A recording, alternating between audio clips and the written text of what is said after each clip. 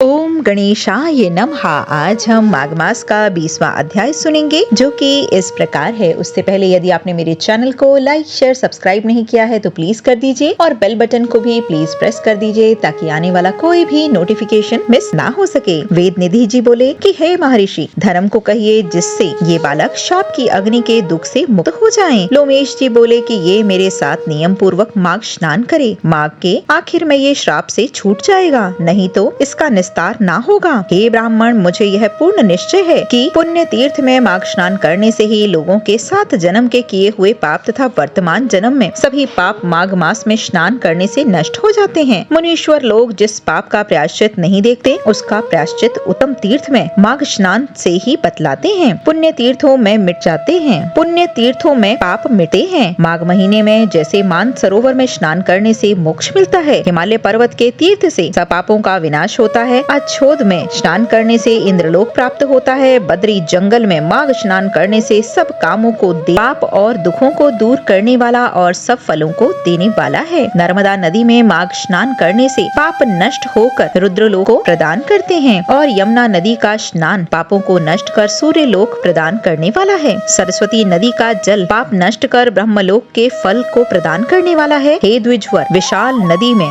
माघ स्नान का परम फल होता है। यह पाप रूपी ईंधन का इन्हें मोक्ष प्रदान करने दाबानल है और गर्भ के कारण पुराने कर्मों को नष्ट करता है। गंगा जी में स्नान करने से विष्णु लोक और मोक्ष प्राप्त होना निश्चित है। सरयू, गंडक, सिंधु, चंद्रभागा, कौशिकी, ताप्ती, गोदावरी, भीमा, प्योष्णी, कृष्णा, वेणी, कावेरी, तुंगभद्रा और अन्य समुद्र में गिरने वाली नदियों में माघ महीने में स्नान करने से लोग निष्पाप होकर स्वर्ग में जाते हैं। नैमिषारण्य में स्नान करने से भगवान विष्णु की समान रूपता, पुष्कर में स्नान करने से ब्रह्मा के समीप तथा कुरुक्षेत्र में माघ महीने में स्नान करने से इंद्रलोक की प्राप्ति होती है। हे ब्राह्मण, वेदभद्र में माघ स्नान करने से योग सिद्धि का फल प्राप्त होता है। मकर के सूर्य में प्रभाव तीर्थ में स्नान करने से रुद्रगण होते हैं। प्रथुदक में स्नान करने से वैष्णव पद को, देवकी में माघ मास में स्नान करने से मनुष्य देवता का शरीर प्राप्त करते हैं। गोमती में स्नान करने से दोबारा जन्म नहीं होता। हेमकूट, परमकाल, ओमकारेश्वर और अमरकंटक में नीलकंठ तथा अबुर्द में माघ स्नान करने से रुद्रलोक की प्राप्ति होती है। हे ब्राह्मण,